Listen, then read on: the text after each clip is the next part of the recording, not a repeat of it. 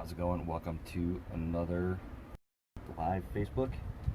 We're out. It is rather warm, rather humid, and the dog's walking around. We're outside on the patio.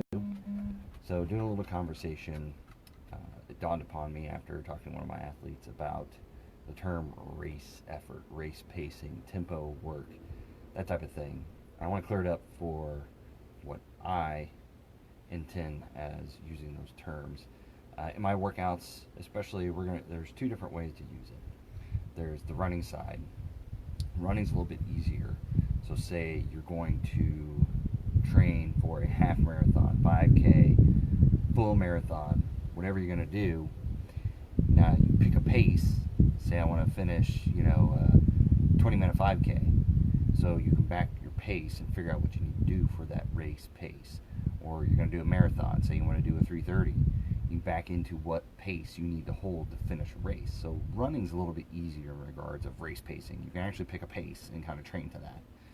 But once you get into long course triathlon, Olympic 70.3, 140.6, it gets a little bit more difficult because you can train in a certain pace all you want, but the day and the bike ride is going to dictate whatever pace you can put out on the run.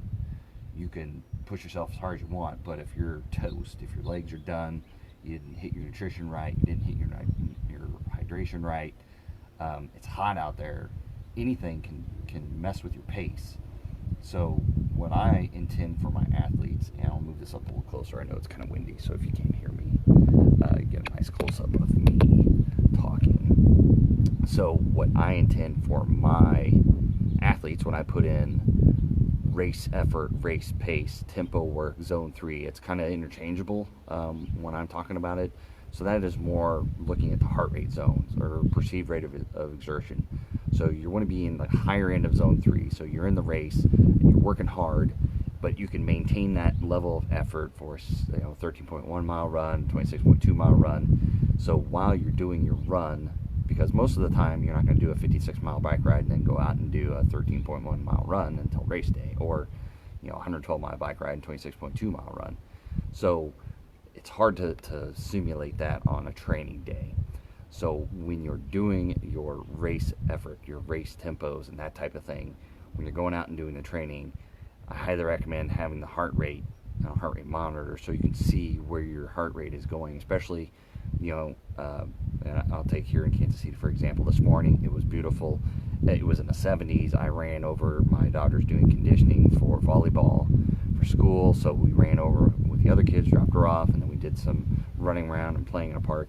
70s, low humidity. It was awesome. It was perfect. And now we get to 1 p.m. and the sun's out, it's hot, it's going to get in the 80s, the heat index is going to climb, it's already humid, and it's gross. So your zone 3, you're going to be able to do a better pace, when the weather's more cooperative. Also when you're more fresh. But if you're doing a run at 1 p.m. or 4 p.m. and the heat index is 100, you're going to spike to zone 3 pretty quick. So I like to use the heart rate because you can use that as a gauge. And you can go out there and you can run top of zone 3, and if it's 11 minutes per mile, that's it. That's your race effort. There's your race pace. But if you're in the morning and you're out there running 8 minutes a mile and you're not even getting close to the top of zone 3, you're there. That's what you can run. So it's kind of interchangeable because you're going off of one metric. You're going off the heart rate. You're not going off of, well, I need to hit 7 minutes per mile. It's going to be harder if it's 70 degrees or 65 degrees in the morning versus 100-degree heat index, and you can go out there and kill yourself, and you're never going to reach that pace, and you're going to be frustrated, and it's not going to get the intent of the workout into your body, into your system. So I just want to clear that up out there. So when any of my athletes, or just in general, when you see work that's listed as tempo, that's listed as race effort, that's listed as race pace, zone 3, for me, for my workouts, and for my terminology, that's kind of more interchangeable. So when you're out there, go by heart rate or perceived rate of exertion. Like I said, if you don't have the heart rate devices, that's fine. Low tech, hey, we can do it.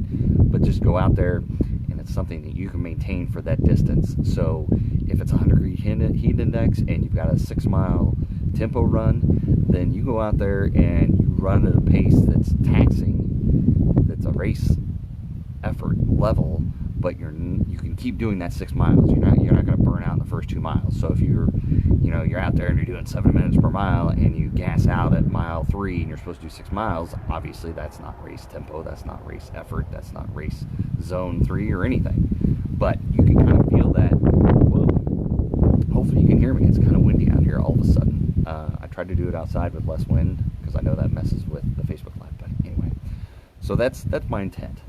So it's not picking a pace. It's picking a heart rate zone or picking a level of effort zone. So if you got any questions, put them in the comments, or if you have any questions now, I'll answer them. But that's what I intend for my athletes to do for their race effort, race pace. So any questions, put them in the comments. Talk to you later. Have a good rest of